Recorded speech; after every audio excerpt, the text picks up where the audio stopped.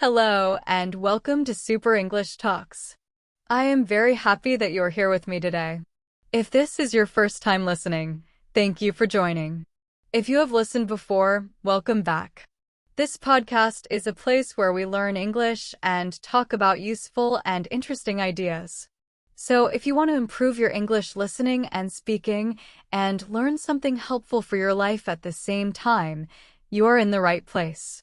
It all started on a quiet evening, the kind of evening when the sky turns soft orange and the world feels peaceful. I was sitting in my small living room, a cup of tea warming my hands, scrolling through my phone like I do every day. Then, a question appeared in my mind, sudden and strange. Why am I trying so hard to fix myself? At first, it felt silly. I mean, isn't trying to improve yourself normal? But somehow, the thought stayed, like a small stone thrown into a still lake, making ripples I couldn't ignore. I put down my phone, sipped my tea slowly, and let the question echo. Fix myself? What does that even mean? Did I really need fixing, or had I been living under the heavy shadow of my own expectations? I remember the exact feeling, my chest tight, my mind racing, and yet a strange calmness inside, like the world paused just for a second. This was not just about learning English or becoming better at work or school. No, it was about me, about the way I looked at myself every morning in the mirror. And maybe, just maybe, it had something to do with how I spoke English too. You see, I had been learning English for years. I practiced, I studied, I repeated words and phrases again and again, hoping to sound perfect, hoping to avoid mistakes, hoping to be someone I admired. And yet, every time I spoke, even when people complimented me, a little voice inside whispered, "You are not enough." That voice was sneaky. It didn't scream. It whispered softly, like a shadow following me around. And that evening, I realized something shocking. I had spent so much energy trying to fix that voice, trying to erase it, that I had forgotten to listen to my real self. I decided to experiment. I asked myself, slowly and clearly, a question that felt strange and almost rebellious. What if I stopped trying to fix myself? My mind jumped immediately. Stop learning? Stop improving? Stop becoming better? But then I held that thought. What if improvement did not come from fixing what is wrong? What if it came from understanding and accepting what already is? I took a deep breath and started to think about my English journey in a completely new way. I remembered my first English class. I was 10 years old, sitting on a tiny chair, listening to a teacher I barely understood. My notebook was full of mistakes. Every day I tried to copy the words perfectly, erase my errors, and show the teacher that I was good enough. But I was never satisfied. Every little mistake felt huge, like a mark on my soul. I realized that this feeling had followed me for years, not just in English, but in life. And, suddenly, I saw a connection. My fear of mistakes in English was not about grammar or vocabulary. It was about me. My fear of not being enough. That night, I made a quiet decision. I would try something radical. I would stop chasing perfection. I would stop trying to fix the way I speak, the way I look, the way I live. Instead, I would focus on listening, on noticing, on understanding. I would treat English as a friend, not a test. I would treat myself as a friend too. And so, my journey began, not a journey to fix myself, but a journey to explore myself. I wanted to see what happens when I speak English freely, when I let mistakes happen, when I stop judging every word that comes out of my mouth. And more importantly, I wanted to see what happens when I stop trying to fix my inner voice. The next morning, I woke up with a strange excitement. I felt lighter, almost playful. I opened my notebook and wrote the first sentence that came to my mind in English, without thinking about grammar. I am sitting in my room. I see the sun. I feel good. It was simple, awkward, and beautiful. I smiled at the words. For the first time, I didn't correct them. I just read them slowly, letting them sink in. Then I asked myself a question that would guide my entire journey. What if English is not a test, but a mirror? A mirror that shows who I really am. The thought was powerful. Suddenly, every mistake, every hesitation, every stumble in speech was not failure. It was a reflection. A reflection of my curiosity, my courage, my human self. And something inside me shifted. By the end of that day, I realized something simple, yet life-changing. Maybe trying to fix yourself is the hardest trap of all. It feels productive, it feels necessary, but in reality, it hides who you are. And if I could learn to accept myself as I am, even while learning English, then maybe I could finally speak freely, listen deeply, and live fully. That evening, I walked outside and looked at the sky. It was soft and orange again, just like the night before. I felt a small, quiet joy. I didn't know what would happen next. I didn't know if I would ever stop feeling that little voice of doubt. But I knew one thing for sure. I was no longer trying to fix myself. I was learning to live and to speak and to listen exactly as I am. And that, I realized, is the beginning of real freedom. The next morning, I woke up with the same quiet excitement, but also with a little nervousness. Change is always strange at first, and I could feel it buzzing in my chest. I made my usual cup of tea and sat by the window, looking at the city slowly waking up. People were walking, cars were moving, birds were flying, life going on, full of sounds and colors, and I realized I hadn't felt this awake in a long time. The question came back to me, what if I stopped trying to fix myself? But this time, it felt like a challenge. Not a scary challenge, but one that made my heart beat faster, the kind that makes you feel alive. I opened my notebook, the one I always used for English practice, and stared at the first blank page. Normally, I would feel a little panic. What if I make mistakes? What if my sentences are wrong? But today, I tried something different. I whispered to myself, softly, it's okay. Just write. And I began. I see a cat outside. The cat is black. It is walking slowly. I like cats. I am happy to see it. I read it aloud. My words were simple, maybe even childish. But they sounded real. They sounded like me. And for the first time in years, I didn't correct a single word. I didn't worry about grammar. I didn't try to make it perfect. I just let it be. Then I noticed something strange. The more I allowed mistakes, the more I wanted to speak. I wanted to write. I wanted to explore English in its natural form, without judgment. Mistakes were no longer enemies, they were teachers. Every wrong word, every hesitation, every awkward sentence was showing me something I didn't know before. It was like looking into a mirror, not to see flaws, but to see truth. Later that morning, I decided to do something brave. I called a friend, someone I could practice English with. Normally, I would have prepared for hours, rehearsed sentences in my head, tried to sound perfect.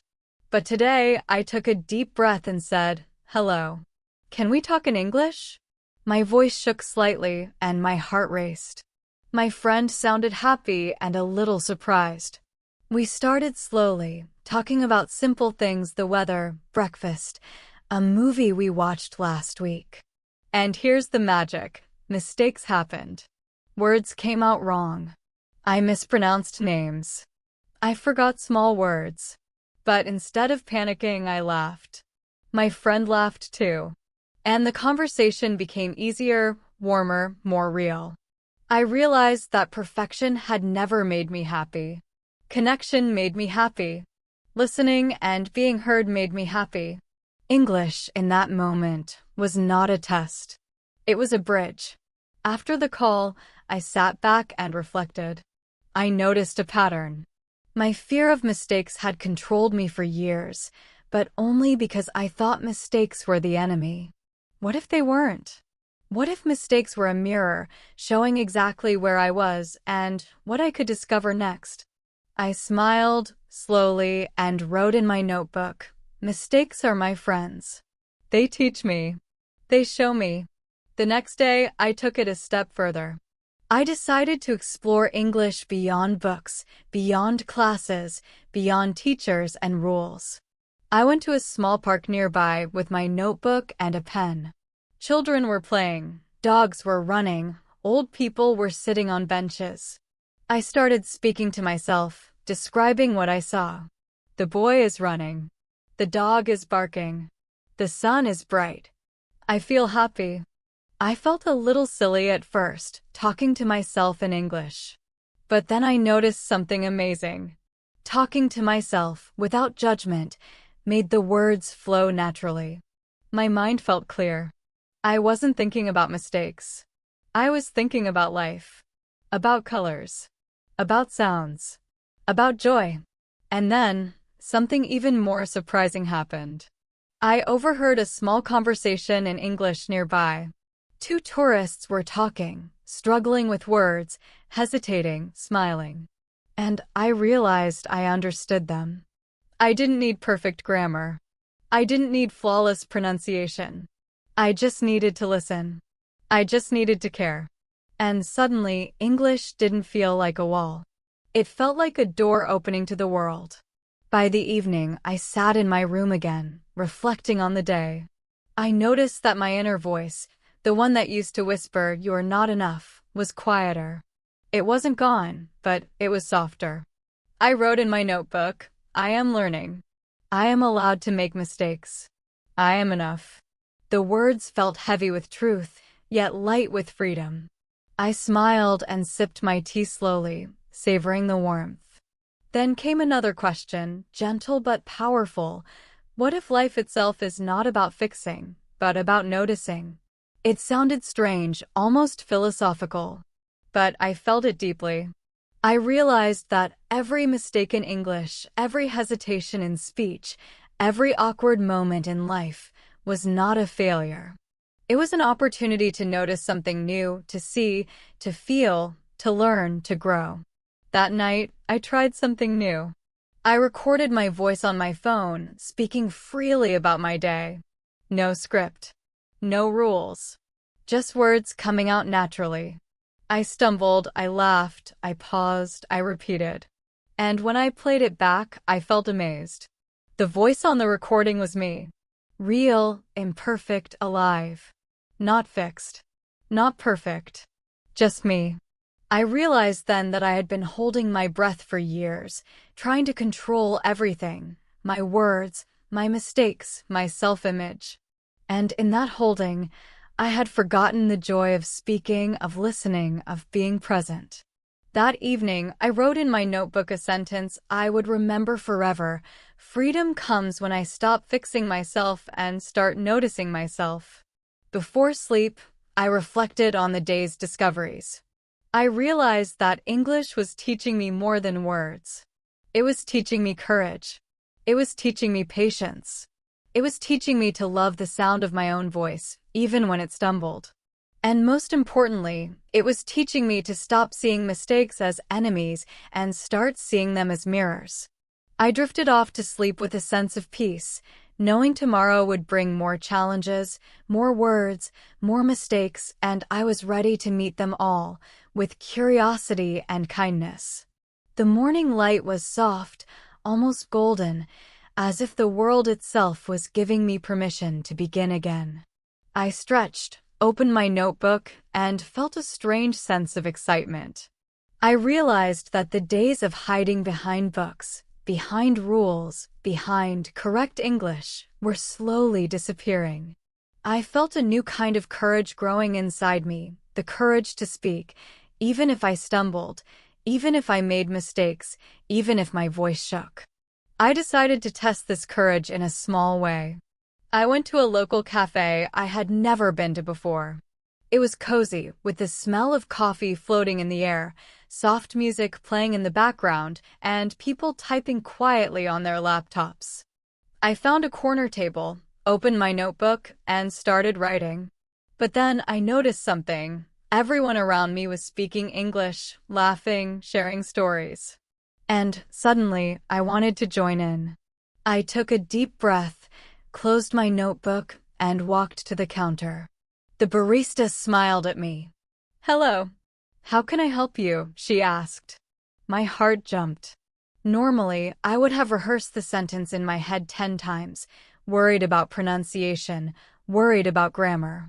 But today, I simply smiled and said, slowly, "Hi, can I have a coffee, please?" The barista smiled warmly and repeated, "Sure, what kind of coffee would you like?" I paused. I could feel the old voice in my head whispering, "Say it perfectly. Don't make a mistake." But I remembered what I had learned. Mistakes were not enemies, they were mirrors. I took a deep breath and said, "Small coffee, black, please." She smiled, nodded, and said, "Great. That will be $2.50. I paid, thanked her, and walked to a table. And something remarkable happened. I felt a wave of joy, small but powerful.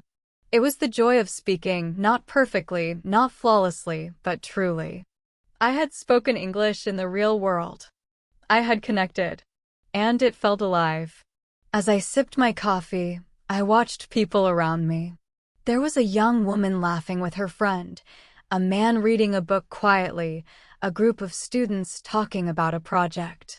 I realized that everyone around me was practicing life in their own way, making mistakes, learning, laughing, stumbling, trying. And I understood. Courage is not about never failing. Courage is about stepping into life, even when failure is possible. I decided to take the courage one step further. I approached a small table where a man was reading a newspaper. I smiled and asked softly, "Excuse me, can I sit here?" He looked up, slightly surprised, but then nodded. "Sure, go ahead," he said. My heart was racing, but I took a seat. We started talking. At first, the conversation was slow, hesitant. I stumbled over words. He corrected me gently, but I didn't mind. I asked him questions about the city, about his favorite places, about books he liked to read. And I noticed something incredible. The more I spoke, the more confident I felt. The more mistakes I made, the more I learned. English was no longer a test. English was life. Later, he asked me a question that made me pause. "Why do you speak English like this? You don't worry about mistakes." "Most people do." I smiled, thinking carefully. I said, "I am learning, and I stopped trying to fix myself. I just want to speak, and listen, and connect." He nodded slowly, as if he understood something deep. "That's very brave," he said. And in that moment, I felt it. Bravery is not loud. It is quiet, gentle, and persistent. It is the courage to speak, even when you fear failure. I walked home that evening feeling lighter. I noticed that my thoughts were calmer. The little voice that used to whisper, "You are not enough," was still there, but it was softer. Almost like a friend reminding me, "Be careful, yes, but you can do this." That night, I tried a new exercise. I recorded myself speaking freely about the cafe, the people, the conversations I had. I didn't worry about grammar. I didn't worry about pronunciation. I just spoke, letting my voice flow naturally. When I listened to the recording, I smiled. It was imperfect, awkward, sometimes hesitant, but it was alive. It was me. The next morning, I reflected further. I realized that courage in speaking English, or in anything, was not about perfection. It was about presence. Being present with words, with people, with life. The more present I became, the less fear I felt. The more I spoke, the more I learned. The more I listened, the more I connected. That day, I practiced speaking with myself again, describing simple things in my room. The sun is bright. I see my notebook. I feel happy. I want to learn. I want to speak. Slowly, I noticed the rhythm of English. The flow of words. The music hidden in sentences. I realized that speaking was not just a skill, it was a way to experience life. Then I decided to take the courage even further. I joined an online English conversation group. People from all over the world were there. Some were beginners, some were advanced. We introduced ourselves. I stumbled. I mispronounced words. I hesitated. But I laughed and I kept going. And something magical happened. Others started listening. Others started encouraging. The mistakes that once terrified me now created connection. The imperfections became bridges. By the end of the session, I realized something simple but profound. Courage is a practice, not a one-time action. Speaking English, making mistakes, connecting with others, it was all part of the practice. And the practice itself was teaching me more than any grammar book ever could. That evening, I wrote in my notebook, "Courage is speaking. Courage is listening. Courage is being here fully." And I smiled because I finally understood. The journey was not about fixing my English. It was about discovering my own voice. The voice that had been hidden under fear and judgment for so long. The voice that was real, imperfect, human. As I lay in bed that night, I thought about the simple truth I had discovered. Mistakes are mirrors, courage is speaking, and life is waiting. And suddenly, I felt ready, not ready to be perfect, not ready to be flawless, but ready to be myself. Ready to speak. Ready to listen. Ready to live. The next morning, I woke up with a quiet sense of curiosity. Speaking courageously had brought me joy, but now I realized there was another part of the journey I had been ignoring: listening. Not just listening to English words, not just understanding sentences, but listening deeply, listening to people, to life, and most importantly, to myself. I poured my tea slowly and sat by the window. Outside, the city was alive with small sounds, the rustle of leaves, the distant honking of cars, children laughing. Normally, I would have let these sounds fade into the background. But today I listened. I noticed each sound. I tried to describe them in English. The wind moves the leaves. The cars are loud. The children are laughing. I feel calm. As I spoke, I realized something amazing. When I listened deeply and then spoke about it, English became easier. Words came naturally, not forced. Sentences flowed, not like rules in a book, but like rivers in motion. I understood that listening was not just hearing, it was attention, curiosity, and presence. Later that morning, I decided to practice listening in a more interactive way. I called a friend I had been practicing English with. Normally, our conversations were simple. "How are you?" "I am fine." But today, I wanted to listen deeply. I started with a question. "What did you notice today that made you happy?" There was a pause on the other side. I could hear my friend thinking, choosing words carefully. Then he said slowly, "I noticed the sun shining on my balcony. It made me feel peaceful. And my dog barked at a bird. It was funny." I smiled. I asked gently, "Why did it make you feel peaceful?" He explained, and I listened, really listened, without thinking about what I would say next. I didn't interrupt. I didn't correct him. I just heard him. And I noticed something magical. The conversation felt deeper, warmer, more real. We were connecting, not just speaking. After the call, I reflected in my notebook. I wrote, "Listening is not just understanding words. Listening is feeling words. Listening is connecting with people and life." The words felt heavy with truth. I realized that all my years of studying English had taught me how to speak correctly, but not how to listen fully. And listening fully was the key to understanding, to connection, to flow. That afternoon, I went for a walk in the park. I decided to practice listening in a new way. I sat on a bench and simply observed. I listened to the conversations around me, without joining. I noticed the rhythm of English in real life, the laughter, the pauses, the hurried words, the soft tones. I tried to repeat quietly to myself what I heard. The boy is playing soccer.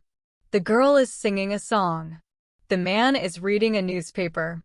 The wind is moving the trees. I realized that listening this way was not just about English. It was about noticing life. Every sound, every sentence, every word carried meaning. And when I listened deeply, my own words became richer, more natural, more expressive. English was no longer separate from life. It was life itself. That evening, I tried a new experiment. I put on my headphones and listened to an English podcast. But instead of just hearing, I listened actively. I paused, repeated phrases out loud, asked myself questions. What does this mean? How would I say it in my own words? I noticed small details, the tone of voice, the pauses, the emphasis on certain words. And slowly, I realized that listening actively was like opening a door. Each sentence became a window into culture, emotion, and human connection. Later, I called my online conversation group. I decided to focus entirely on listening today. I asked questions and waited. I repeated what people said in my own words. I noticed intonation, emotion, small details in vocabulary. And I felt a shift. My fear of mistakes, my old desire to fix myself, faded again. Listening deeply gave me confidence. Listening fully gave me presence. That night, I reflected in my notebook. When I listen, I learn. When I listen, I connect. When I listen, I feel alive. The words felt simple, but they carried weight. I realized that all my practice, all my courage to speak, all my struggle with mistakes led me here, to listening deeply. I thought about how listening deeply could change life itself. Not just English, not just speaking, but relationships, understanding, empathy. When I listened to others without judgment, without thinking about correcting them, without comparing myself, I noticed something beautiful. People felt heard. And when people felt heard, connection happened. English became not a skill, but a tool for human connection. That night, before sleep, I practiced one final exercise. I closed my eyes, listened to the sounds in my room, the ticking clock, the hum of electricity, the soft wind outside, and described them in English. The clock is ticking slowly. I hear the wind. I feel calm. I am here. I am alive. I realized then that the journey of English was not about words, grammar, or tests. It was about presence, courage, and attention. Speaking courageously had taught me to act. Listening deeply taught me to be. And together, they created a rhythm of life, of language, of connection. I smiled, closed my notebook, and whispered softly, I don't need to fix myself. I just need to listen, speak, and notice. That is enough.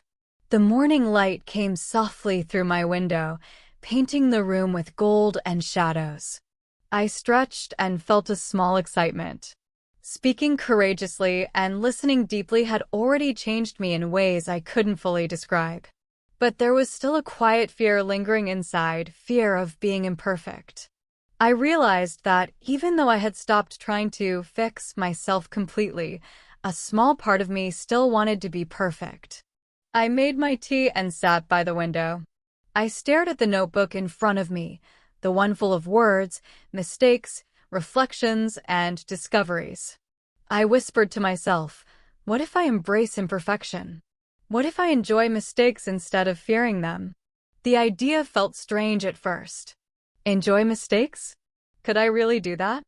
I decided to try a small experiment. I opened my notebook and wrote the first sentence that came to mind in English. I eat a breakfast. I drink tea. The cat is running fast. I am happy today. I read it aloud slowly. I noticed small mistakes. I eat a breakfast. Should it be, I have breakfast? Normally, my mind would panic. Normally, I would erase the sentence and start again. But today, I smiled. I said softly, it's okay. This is part of learning. This is fun. I repeated the sentences, laughing at the small mistakes. I felt light, almost playful. I realized something powerful. Mistakes could be joyful.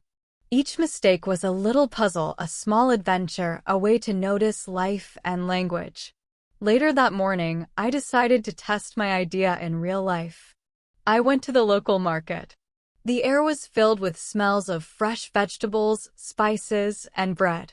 I walked slowly, observing, speaking softly to myself in English. The tomatoes are red. The bread smells good. The man is smiling.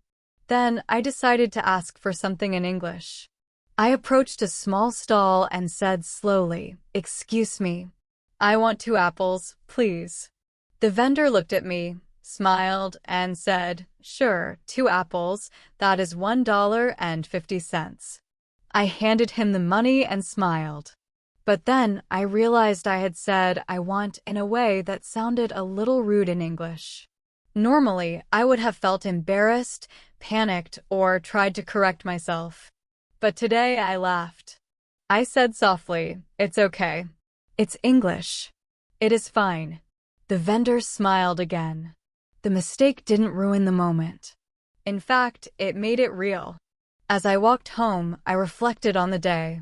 Imperfection was not a problem. Imperfection was a teacher. Imperfection made life human. And the more I embraced it, the freer I felt. I noticed a small shift inside myself. The old voice whispering, "You are not enough," was softer than ever. It had almost disappeared. That afternoon, I tried a new exercise. I recorded myself speaking freely about my day. I didn't prepare. I didn't think about grammar. I let the words flow naturally. I walk in the market. I see many people. I buy apples. I feel happy. I laugh at myself. When I listened to the recording, I noticed every small mistake, every awkward sentence, but instead of judging, I smiled. I said softly, "This is me. Real, alive, learning." The joy of imperfection filled the room. I felt warm, light, and playful. English had become more than a skill. It had become a game, a story, a living experience. That evening, I joined my online conversation group again. I decided to focus entirely on imperfection. I spoke freely, laughed at mistakes, repeated words wrong on purpose, and noticed how people responded. The group was curious, engaged, and kind. They laughed, encouraged, corrected gently, and shared their own mistakes. I realized then that imperfection was contagious in the best way. It created connection. It created trust. It created joy. Later, I reflected quietly in my notebook. I am allowed to make mistakes. I am allowed to be imperfect. I am allowed to enjoy English, life, and myself. The words felt simple, but they carried deep truth. I realized that all my years of trying to be perfect, to fix every mistake, had blocked my joy. But now, joy was back. And it was sweeter than I could have imagined. That night, I practiced one final exercise. I closed my eyes, spoke freely in English about anything in my room. The lamp is on. The notebook is open. The cat is sleeping. I feel happy. I make mistakes. I laugh. I speak. I listen. I notice the rhythm of the words. I notice the flow of my voice. I notice the joy in imperfection. And I realized a small, profound truth. Learning English and life was not about perfection. It was about presence, courage, listening, and joy. Mistakes were not enemies. They were friends, guides, teachers, and mirrors. As I lay in bed that night, I whispered softly to myself, "I am enough. I am learning. I am speaking. I am listening. I am imperfect, and that is beautiful." And in that moment, I felt a small, quiet freedom, like a bird stretching its wings for the first time. The journey was far from over, but I knew one thing clearly. Imperfection was not a problem. It was a gift. The morning sun spilled into my room in golden streams, making the world feel soft and alive.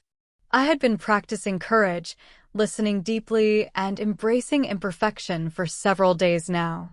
Each day brought a small shift inside me, like a quiet stream slowly carving a path through the land. And that morning, I realized there was a new challenge waiting: finding flow in English.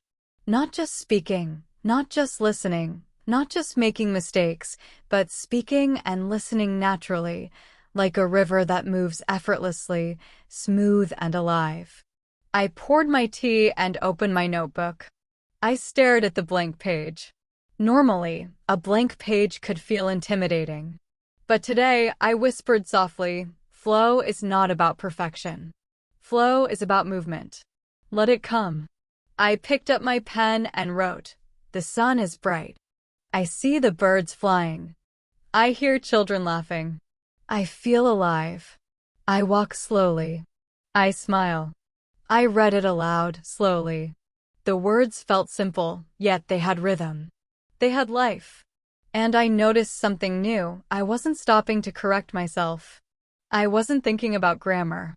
I wasn't worrying about mistakes. The words were flowing naturally, like water over stones. Later, I decided to take this idea into real life. I went to the park with my notebook and phone. I wanted to practice speaking, listening, and noticing all at once. I sat on a bench, observed my surroundings, and began to speak softly in English, describing everything I saw.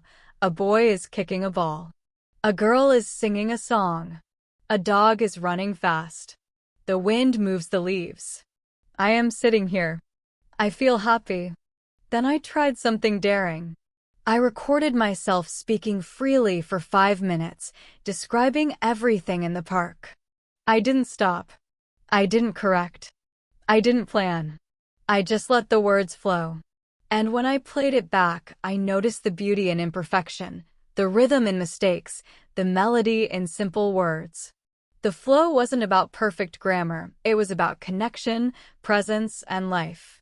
Later in the afternoon, I called my online conversation group. Today, I wanted to focus on flow. I started speaking, describing my morning, the park, the people, the sounds. At first, I stumbled. Words came out wrong. I hesitated. But I remembered what I had learned. Mistakes were mirrors, courage was speaking, listening was deep, and imperfection was joyful.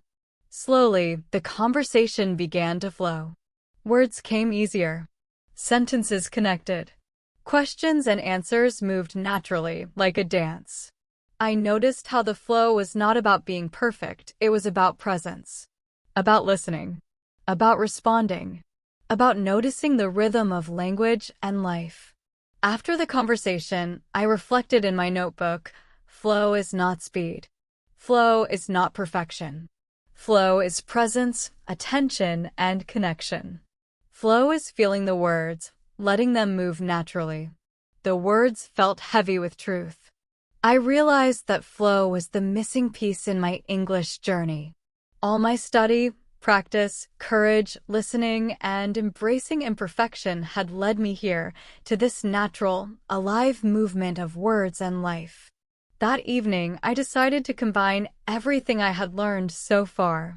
I sat in my room, opened my notebook, and began a full exercise. I described my day, spoke freely, listened to my own voice, and repeated words naturally. I made mistakes. I laughed. I paused. I smiled. I noticed my feelings, my surroundings, my thoughts. I realized that flow was not a goal. Flow was a state of being. When I stopped trying to fix myself, when I embraced mistakes, when I listened deeply, and when I spoke courageously, flow emerged naturally. It was there all along, I just had to allow it. Later that night, I reflected quietly before sleep. I wrote in my notebook, I am learning English. I am speaking freely. I am listening deeply. I am embracing mistakes. I am flowing with life. I am enough. I smiled as I read it aloud. The words sounded simple, but they carried power. They reminded me that the journey was not about rushing to improve. It was not about perfection, comparison, or judgment.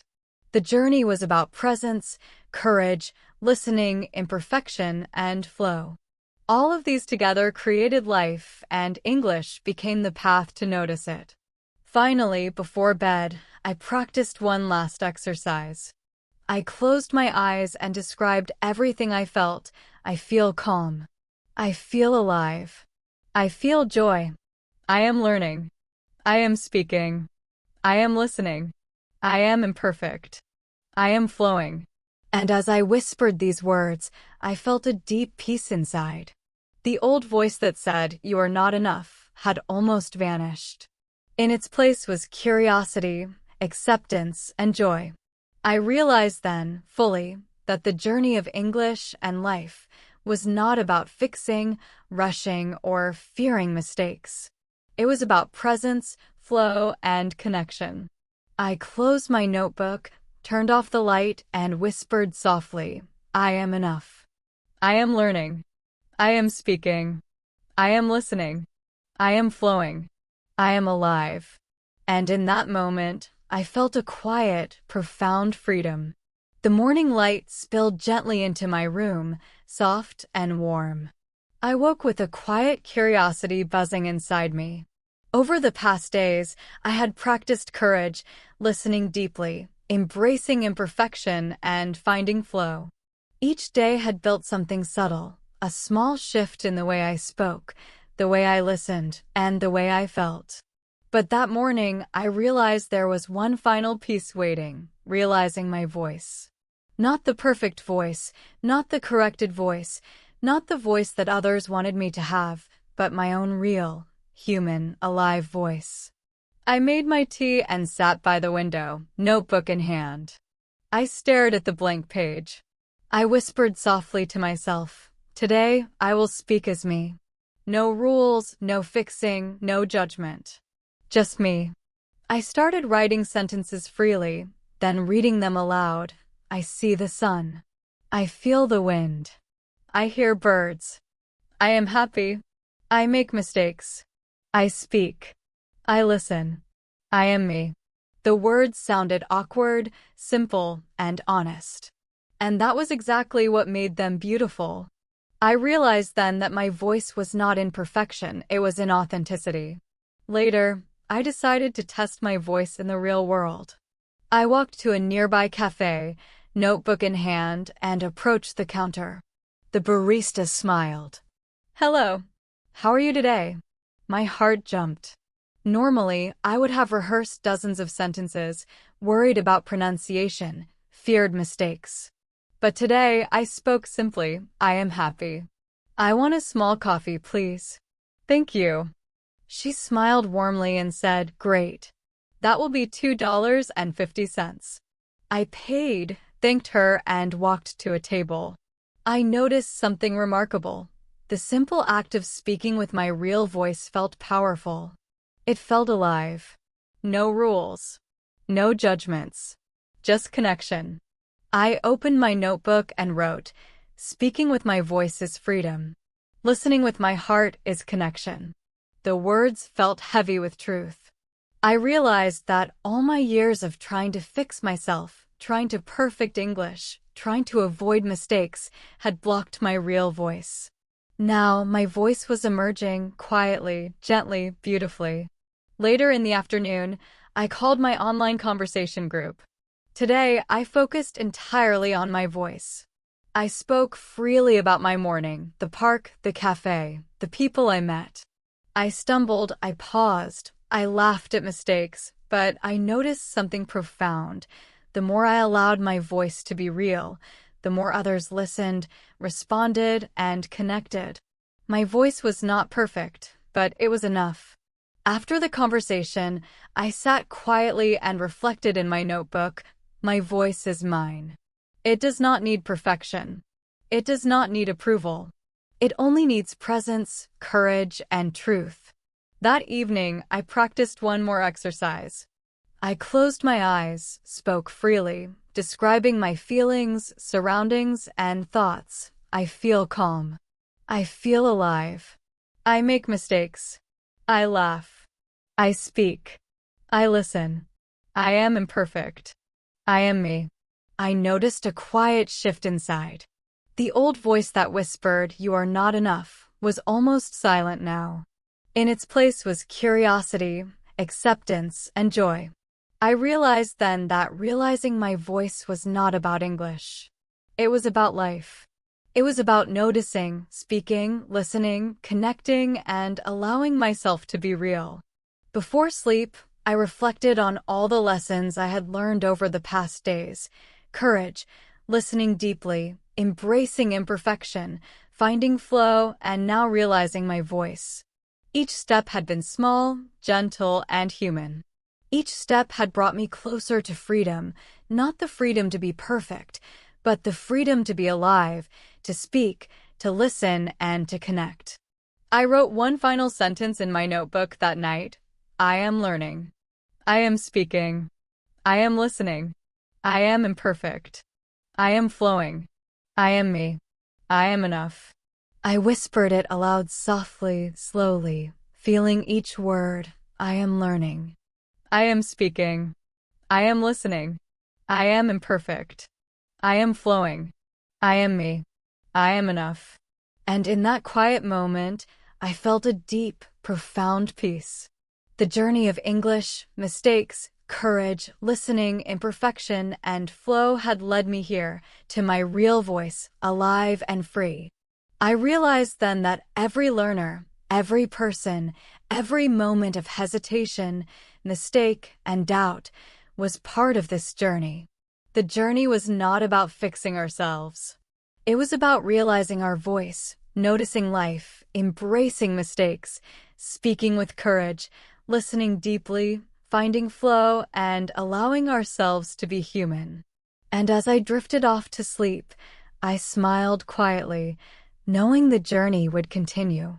Every word, every sentence, every conversation, every moment of attention was part of the story. And the story, my story, was alive, imperfect, and beautiful. The next morning, the sunlight felt softer, gentler, like it was encouraging me to begin again. Over the past days, I had practiced courage, listening deeply, embracing imperfection, finding flow, and realizing my voice. Each day had been a small step, and each step had brought me closer to freedom and confidence. That morning, I realized something simple but powerful. Growth is made of small steps, not leaps. I made my tea, opened my notebook, and reflected. I wrote, "Small steps are enough. Small steps lead to big changes." I repeated it aloud, slowly. The words felt calm, steady, and reassuring. I realized that for so long, I had been chasing big results, perfect English, perfect sentences, perfect conversations. And in that chasing, I had lost the joy of each small, everyday step. I decided to test this idea in practice. I took a short walk in my neighborhood, notebook in hand. I looked around carefully and described everything in English, slowly, aloud. The tree is tall. The flowers are red and yellow. The birds are singing. I see a cat on the wall. I feel happy. I noticed something important. Each sentence was small, simple, and natural. I didn't need complex words. I didn't need long sentences. I only needed attention, observation, and presence. Each small sentence was a step. Each small sentence was a victory. Each small step brought joy. Later, I decided to speak to a neighbor. She was watering her plants. I took a deep breath and said softly, "Hello. Your flowers are beautiful." She smiled warmly and replied, "Thank you. You speak English very well." I smiled back, feeling a small thrill of joy. I realized that one small sentence, spoken with courage and presence, could create connection, warmth, and happiness. Back at home, I reflected on the morning's practice. I wrote in my notebook, Small steps are powerful. One word, one sentence, one conversation at a time. That is enough. I repeated it aloud slowly, savoring each word. It felt like a quiet truth I had known all along but had forgotten. Later that afternoon, I joined my online conversation group. Today, I focused on small steps. I spoke about simple things, my breakfast, my walk, the flowers I saw. I made small mistakes. I hesitated. I laughed. And something magical happened. The conversation flowed naturally. The small steps added up. Each sentence built on the last. Each question and answer created connection. The small steps created a rhythm of learning, speaking, and listening.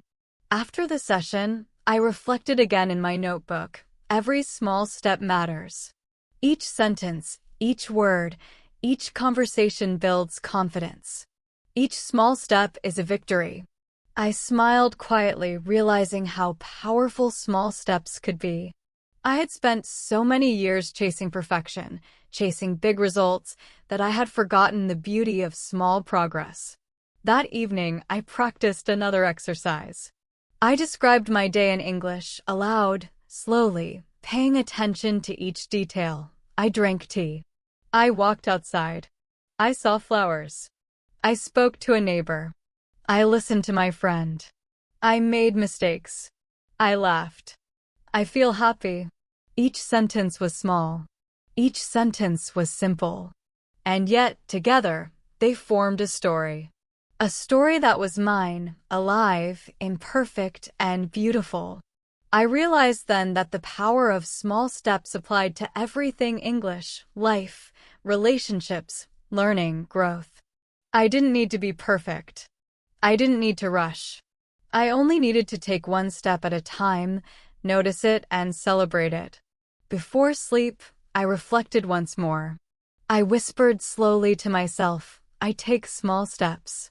I speak slowly. I listen carefully.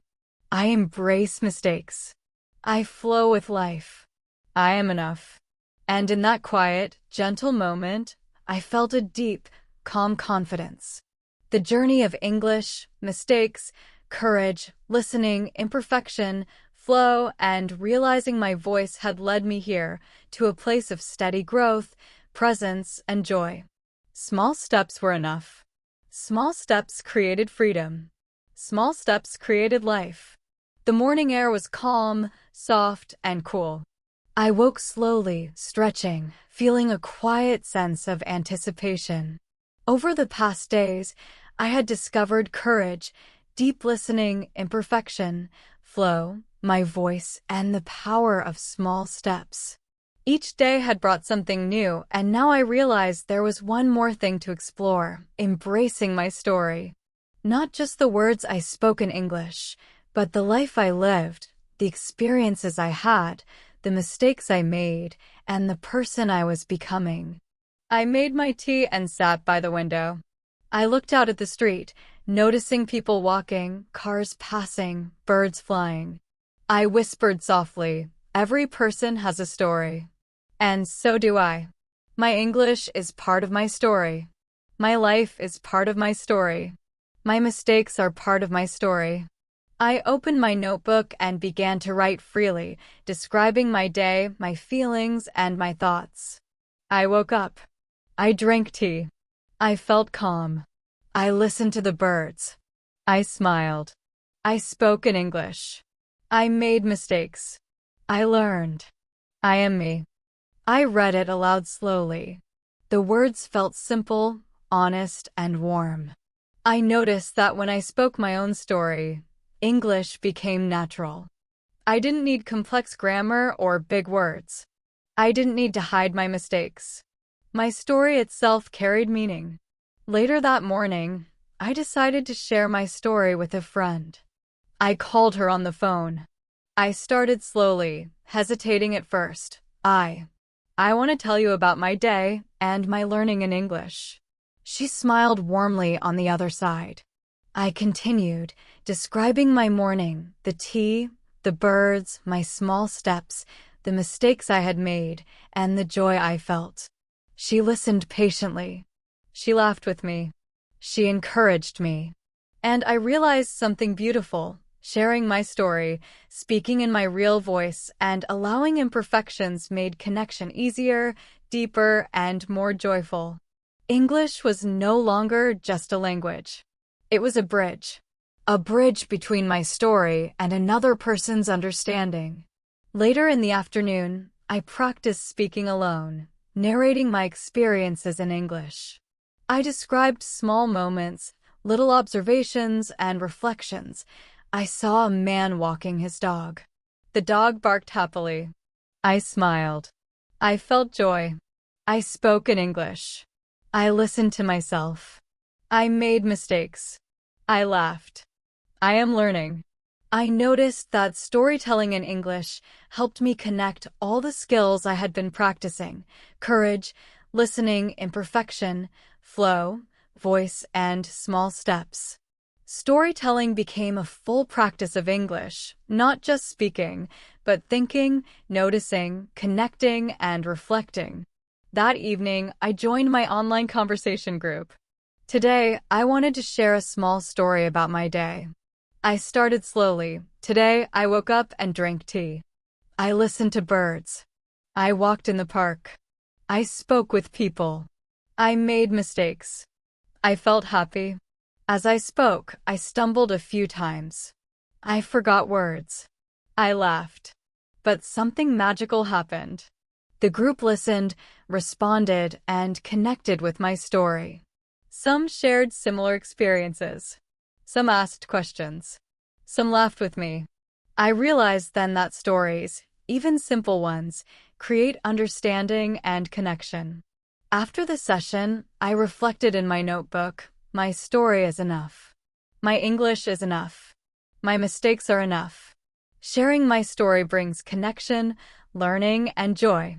Later that night, I practiced one final exercise. I closed my eyes and narrated my life in English for 5 minutes. I spoke freely, without judgment. I am learning English. I make mistakes. I speak. I listen. I notice life. I walk. I see people. I smile. I am me. I am enough. I notice the rhythm of my words. I notice the flow of my sentences. I notice the joy of telling my own story, speaking my own voice, embracing my imperfections. And I realized that embracing my story was the key to freedom. It was the key to connection. It was the key to learning English naturally, joyfully, and deeply. Before sleep, I reflected once more, whispering softly, I embrace my story. I speak my story. I listen to my story. I share my story. I am enough. I am learning. I am alive. And in that quiet, gentle moment, I felt a profound sense of completeness. The journey of English, courage, listening, imperfection, flow, realizing my voice, small steps, and embracing my story had led me to a place of confidence, presence, and joy. My story and my English were alive, imperfect, and beautiful. The morning light was bright, warm, and inviting. I woke up with a quiet sense of determination. Over the past days, I had practiced courage, listening deeply, embracing imperfection, finding flow, realizing my voice, taking small steps, and embracing my story. Each day had built a layer of confidence, and now I felt ready to take the next step, speaking with confidence. Not loud, not perfect, but steady, calm, and real. I made my tea, opened my notebook, and whispered softly, confidence is speaking. Confidence is presence. Confidence is trusting myself. I wrote a few sentences freely. I speak English. I listen. I make mistakes. I learn. I feel joy. I am enough. I read them aloud slowly. The words felt warm, steady, and alive. I noticed that confidence didn't come from perfection. It came from presence and practice. Later that morning, I decided to test my confidence in real life. I walked to a small cafe nearby. I noticed the barista smiling as I entered. I took a deep breath and approached the counter. "Hello. Can I have a small coffee, please?" I said slowly, clearly. The barista smiled warmly. "Sure. That will be $2.50. I paid and thanked her. Then I walked to a table and noticed something remarkable. Speaking with confidence made everything feel lighter. My words felt steady. My thoughts felt calm. I wasn't afraid of mistakes anymore. I was simply present. I took out my notebook and practiced describing my surroundings in English. The sun is bright. The cafe smells like coffee. People are talking quietly. I feel calm. I speak English. I make mistakes. I am learning. Each sentence was simple, small, and confident. And each sentence built on the last, creating a rhythm of speech that felt natural and strong. Later, I called my online conversation group. Today, I focused on confidence. I spoke about my morning, the cafe, the people, and my feelings. I stumbled a little, forgot words, and laughed at myself. But I noticed something important. My confidence didn't depend on being perfect. My confidence came from speaking, trying, and being present. As the conversation flowed, I noticed my sentences became smoother. I listened carefully, responded naturally, and shared small stories. Confidence was not about dominating the conversation. It was about being fully present, speaking clearly, and trusting my voice. The more I spoke, the more natural English felt. The more I listened, the more alive the conversation became. After the session, I reflected in my notebook, confidence is not perfection. Confidence is speaking. Confidence is listening. Confidence is trusting myself and my voice. The words felt simple, but they carried a quiet power. I realized that confidence was not something I needed to chase. It was something I built moment by moment, step by step. Later that evening, I practiced another exercise. I recorded myself speaking freely about my day. I woke up. I drank tea. I walked to the cafe. I spoke English. I listened to people. I made mistakes. I laughed. I felt confident. I am learning. I am enough. Listening to the recording, I noticed my voice sounded calm, steady, and alive. I stumbled sometimes, laughed at mistakes, and paused, but the overall feeling was one of confidence. My words carried presence, my voice carried rhythm, and my sentences carried life. That night, before sleep, I reflected quietly. I whispered slowly, feeling each word. I speak English. I listen. I embrace mistakes. I share my story. I take small steps. I flow with life. I am confident. I am enough. I smiled softly. I realized that confidence was not a destination. It was a practice. It was built through courage, listening, imperfection, flow, realizing my voice, small steps, and embracing my story. And as I lay in bed, I felt a deep, calm certainty. I was ready to continue speaking, learning, and living fully in English. I noticed one final thought. Confidence grows when we allow ourselves to be human, when we embrace mistakes, when we listen, when we speak freely, when we share our story. Confidence is the natural result of presence, courage, and practice. And it feels quietly beautiful. As I closed my eyes that night, I whispered softly once more. I speak confidently. I listen deeply. I embrace mistakes. I share my story. I flow with life. I am learning. I am enough. And in that peaceful moment, I felt the quiet joy of growth, the power of presence, and the freedom of speaking confidently. The morning was calm, the light gentle and golden. I woke slowly, taking a deep breath and feeling the quiet weight of the journey I had traveled. Over the past days, I had discovered courage, deep listening, imperfection, flow, my voice, small steps, storytelling, and confidence. Each day had been a lesson, each step a practice. And now, as I sat with my tea and notebook, I realized it was time to reflect, to tie everything together and notice how far I had come. I began writing slowly. I am learning. I am speaking. I am listening. I am imperfect. I am flowing. I am me. I am enough. I read it aloud, savoring each word. I noticed how my voice sounded calm, steady, and alive. Each sentence carried the echoes of courage, the warmth of listening, and the joy of mistakes. Each word felt connected to the life I lived, the steps I took, and the story I was embracing. I thought about courage first.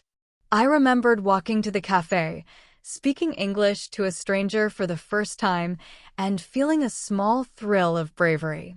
Courage was not about being fearless. Courage was about stepping forward, speaking, listening, and connecting, even when fear was present. That small act of courage had opened the door to everything that followed. Then I reflected on listening deeply. I remembered the park, the birds, the children playing, the conversations with friends. I realized that listening was not just hearing words, it was noticing life, feeling emotion, and connecting to people and moments. Listening gave my words meaning. Listening created presence. Listening brought English alive. I smiled as I thought about imperfection. I remembered laughing at mistakes, letting sentences tumble out, stumbling over words, and feeling joy instead of fear. Mistakes were no longer enemies. They were teachers, mirrors, and companions. I had discovered the joy of imperfection, and in that joy, I found freedom. Next, I reflected on flow. Speaking freely, describing my surroundings, narrating my experiences, it all had a rhythm, a gentle movement. Flow was not about perfection. Flow was about presence, attention, and letting words move naturally. When I allowed flow, English became alive, musical, and effortless. I thought about my voice. The quiet voice I had hidden for so long, the one afraid of judgment and mistakes, was finally emerging.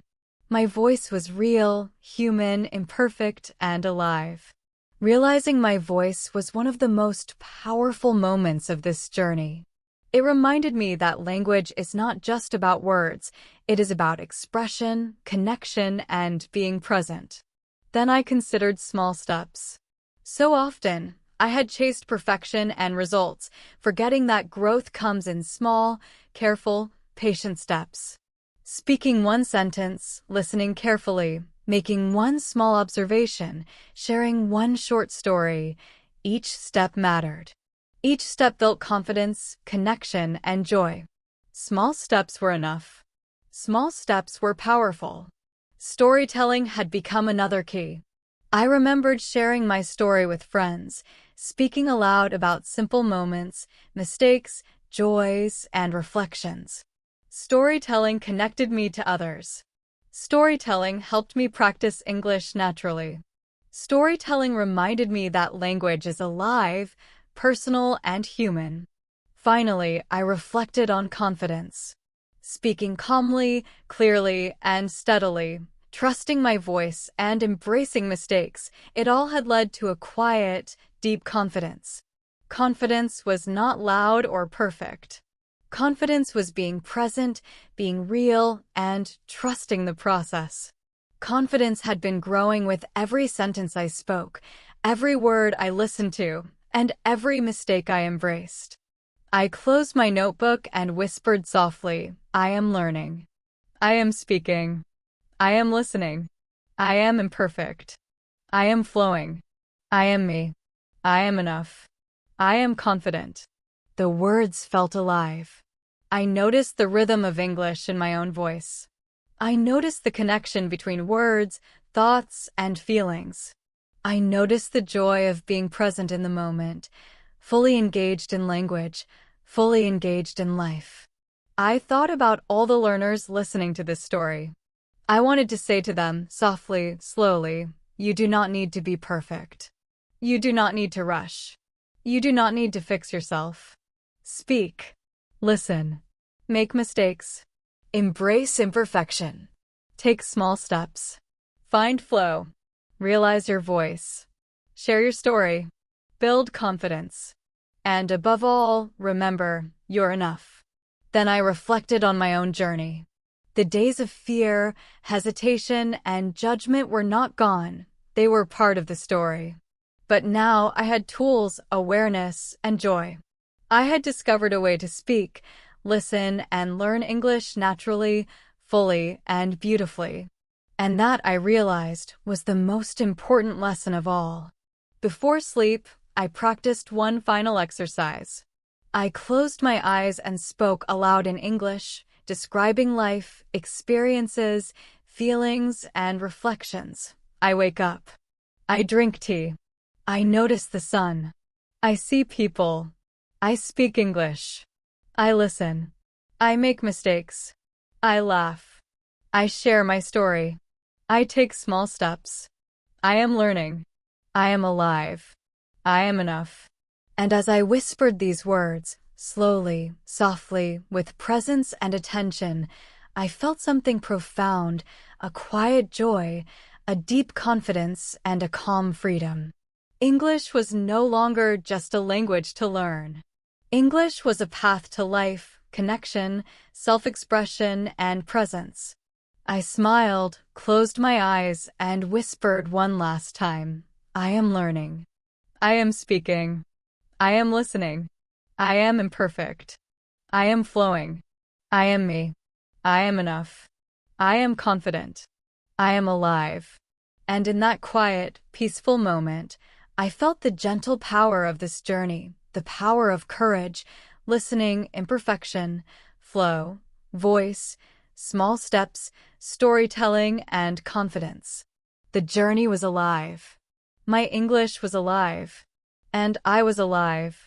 Thank you for giving your time to this story. Thank you for trusting Super English Talks. Remember, English is not a wall. It is a bridge. And you are already walking on it. Take a breath. Smile. Your journey continues.